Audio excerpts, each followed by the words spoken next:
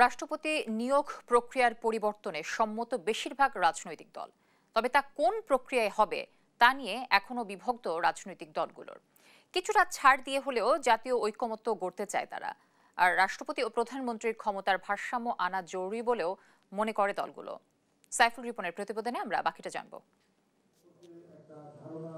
প্রধানমন্ত্রীর মেয়াদ, সংবিধান ও রাষ্ট্রের মূলনীতি এবং নির্বাচনী এলাকা পুনর্নির্ধারণের ইস্যুতে আলোচনা নির্ধারিত থাকলেও আগের দিনের অসমাপ্ত ইস্যু রাষ্ট্রপতির নিয়োগ প্রক্রিয়া নিয়ে জাতীয় ঐকমত্য কমিশনের দ্বিতীয় ধাপের তৃতীয় বৈঠকের প্রথমার্ধ কাটে। মধ্যাহ্নভোজের বিরতিতে রাষ্ট্রপতি নিয়োগ প্রক্রিয়ার পরিবর্তনের প্রস্তাবে সমর্থন জানায় অধিকাংশ রাজনৈতিক দল।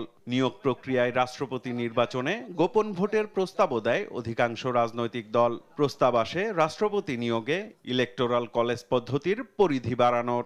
রাষ্ট্রপতি নির্বাচনের ক্ষেত্রে সকলেই ঐকমত্য হয়েছেন যে প্রায় সবাই যে বিদ্যমান ব্যবস্থা যেটা আছে সেটার একটা বদল ঘটাতে হবে এবং সেখানে ইলেকটোরাল কলেজ তৈরি করার ব্যাপারে আসলে একটা প্রস্তাব আছে।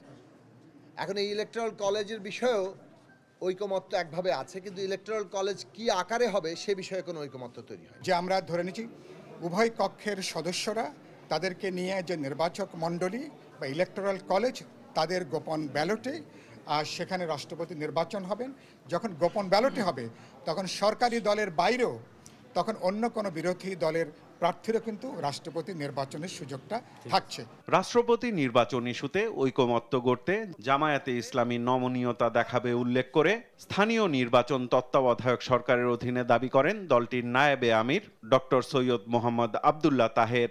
আমরা নীতিগতভাবে এক্সটেন্ডেড ইলেকটোরাল কলেজের পক্ষে প্রেসিডেন্টের নির্বাচনের জন্য, কিন্তু আমরা একটা কথা বলেছি যে লোকাল গভর্নমেন্ট নির্বাচনটিও কেয়ারটেকার সরকারের অধীনে হইতে হবে, যেমনিভাবে পার্লামেন্ট নির্বাচন কেয়ারটেকার সরকারের অধীনে হবে। প্রধানমন্ত্রী ও রাষ্ট্রপতির ক্ষমতার ভারসাম্যের প্রস্তাব তুলে ধরার পাশাপাশি ফ্যাসিবাদের দোসরদের আলোচনায় না ডাকতে ঐকমত্য কমিশনের প্রতি আহ্বান জানান রাজনৈতিক দলগুলোর নেতারা। যেই ফ্যাসিবাদের বিরুদ্ধে লড়াই করেছি, তাদের ক্ষমতার বেনিফিশিয়ারি ছিল, তাদের 14 দলে ছিল, তারা যদি এই আলোচনায় থাকে, এখানে আসে, এটা এই জুলাইয়ের প্রতি অবমাননা, শহীদদের সাথে বেইমানি। বৈঠকের দ্বিতীয় ধাপে পরপর দুইবারের বেশি কেউ প্রধানমন্ত্রী হতে পারবেন না এমন প্রস্তাবের পক্ষে বিপক্ষে যুক্তি তুলে ধরার পাশাপাশি বিকল্প প্রস্তাব তুলে ধরেন রাজনৈতিক দলের নেতারা। অসম্পূর্ণ থাকায় এ বিষয়ে রোববার আরো আলোচনা হবে বলে জানান তারা। আমাদের ডেমোক্রেটিক ইনস্টিটিউশন এবং কনস্টিটিউশনাল ইনস্টিটিউশনগুলোকে আমরা শক্ত ভিত্তির উপর দাঁড় করাতে হবে, তাহলে অনেক কিছুই লাগে না। আর এদিকে প্রধানমন্ত্রীর মেয়াদে যদি আমরা সীমাবদ্ধতা আনি, সেটাও একটা বিষয় থাকবে, যাতে পার্লামেন্টারি ফুয়েরার অথবা কনস্টিটিউশনাল যে কোনো একনায়কতন্ত্র প্রতিষ্ঠা না হয়, কন্টিনিউটি না থাকে, সেটা অবশ্যই মাথায় রাখার বিষয়।